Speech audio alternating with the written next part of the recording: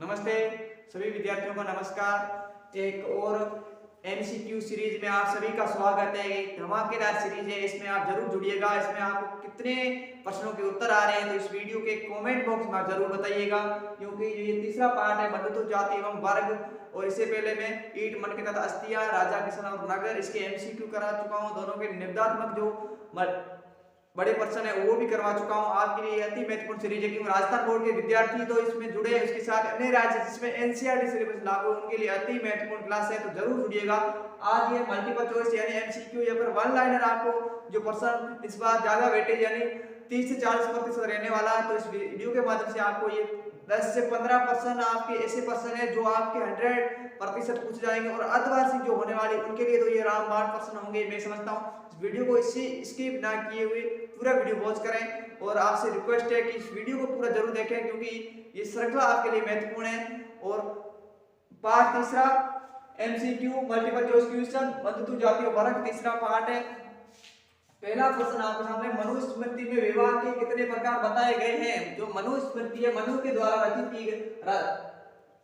रचित उसमें कितने प्रकार के विवाह बताए गए? वो विवाह 8 प्रकार के बताए गए हैं। ठीक है। दूसरा प्रश्न है आपके सामने, किस वंश के शासकों को उनकी माता के नाम से संबोधित किया जाता है? यानी ऐसा कौन सा वंश है जो माताओं के नाम से संबोधित है? वो है आपका सातवाहन वंश। कौन? सातवाहन वंश। सातवाहन वंश दूसरे प्रश्न का उत्तर रहेगा। सातवाहन वंश कैसे? जैसे कि आपने सुना होगा गौतमी पुत्र सातकर्णी, गौतमी पुत्र सातकर्णी, इस प्रकार से वो नाम लिखते थे अपने नाम से आगे। और तीसरा प्रश्न है, वर्ण व्यवस्था में सबसे निम्न स्तर थी, मतलब वर्ण व्यवस्था थी जो 4 वर्ण माने गए हैं, उसमें सबसे नीचे का वर्ण कौन सा था? सबसे निम्न स्तर का कौन सा था? वो था आपका क्षुद्र। कौन सा था? क्षुद्र। क्षुद्र इज राइट आंसर। 4 वर्ण माने गए, उसमें से सबसे छोटा या निम्न स्तर का था वो आपके क्षुद्र। चौथा प्रश्न है, साहित्यिक परंपरा में महाभारत के रचयिता माने गए, जो साहित्यिक परंपरा है उसमें महाभारत के जो रचयिता है वो कौन माने गए? वो माने गए आपके वेद व्यास। कौन माने गए? Ved Vyas. Ved Vyas is right answer. Next प्रश्न है, प्रसिद्ध जो इतिहासकार है बीएस सुक्तांकर, एक प्रसिद्ध विद्वान थे, यानी जो बीएस सुक्तांकर जो महाभारत की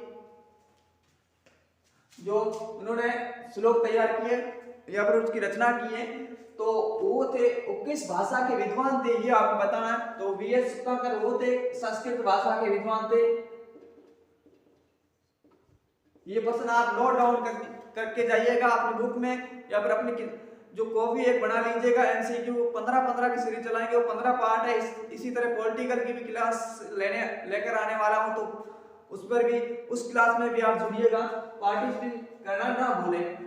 छठा प्रश्न है, कौरवों और पांडवों का संबंध किस वंश से था? मतलब किस वंश से था, मतलब ये किस वंश से थे?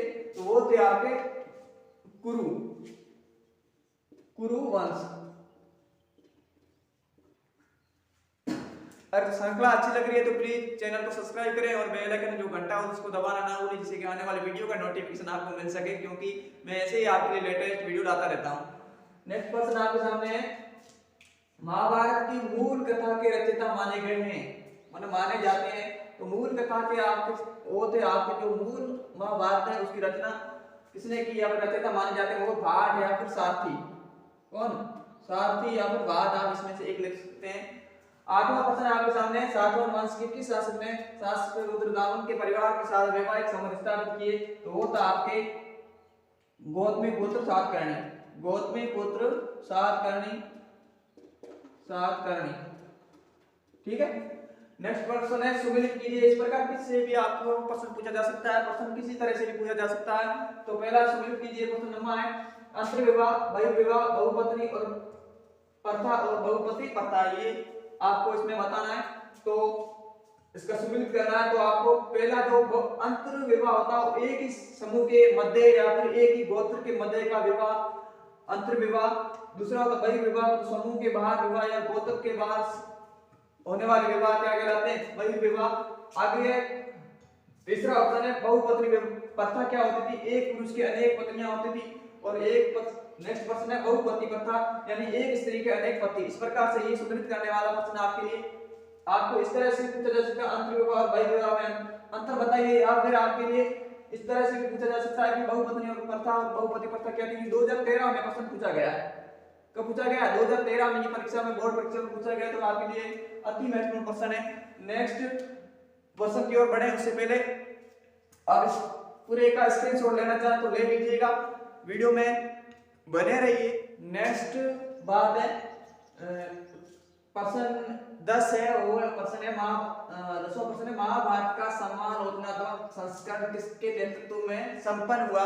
यानी महाभारत है उसका समालोचना संस्करण किसके नेतृत्व में संपन्न हुआ? वो हुआ वीएस सुक्तांकर। किसके नेतृत्व में? वीएस सुक्तांकर। सुक्तांकर के नेतृत्व में संपन्न हुआ। कब हुआ? 1919। कब हुआ? 1919 में। नेक्स्ट प्रश्न है, महाभारत का सबसे महत्वपूर्ण उपदेशात्मक जो अंश है वो कौन सा है? वो है आपका कौन सा? आप सभी को पता है, अगर नहीं पता जान लीजिए, भगवद गीता। भगवद गीता जो जिसमें कितने अध्याय? 18 अध्याय। कितने अध्याय? 18 अध्याय। इसमें जो ये उपदेशात्मक अंश है 12वां प्रश्न है, मेरठ जिले के हस्तिनापुर गांव का उत्खनन किसने व कब हुआ? तो इसका उत्तर रहेगा 1951 में। 1951 और 52। 1951-52 में हुआ। किसके नेतृत्व में? बीबी लाल और बीके थापर। बीबी लाल और बीके थापर के नेतृत्व में हुआ। ये आपको ध्यान रखना है। 13वां प्रश्न आपके सामने, विश्व का सबसे बड़ा और विस्तृत महाकाव्य कौन सा है? वो है आपका महाभारत। कौन सा है? Mahabharata is right answer. 14वां प्रश्न है, रेशम बुनकरों का उल्लेख किस अभिलेख में है? यानी रेशम बुनकर है उसका उल्लेख किसमें है? वो है आपका कौन सा अभिलेख है? वो है आपका मंदसौर अभिलेख में किसका उल्लेख है? रेशम जो बुनकर है उनका उल्लेख किया गया, और ये पड़ता है आपके एमपी में। एमपी यानी मध्य प्रदेश। 15वां प्रश्न है, फाहियान किस शासक के समय भारत आया था? यानी फाहियान तो जो विदेशी यात्री था वो किसके शासक के समय आया था? वो आया चंद्रगुप्त सेकंड। जो चंद्रगुप्त सेकंड था उसके समय में ये फाहियान भारत आया था। तो ये आपके लिए अति महत्वपूर्ण 15 प्रश्न थे। मैं समझता हूँ इस वीडियो को आपने स्किप किए बगैर पूरा वीडियो देखा होगा।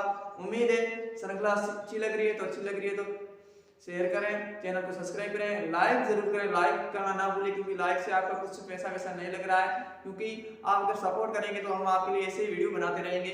मिलेंगे नेक्स्ट वीडियो में, तक के लिए जय हिंद, वंदे मातरम।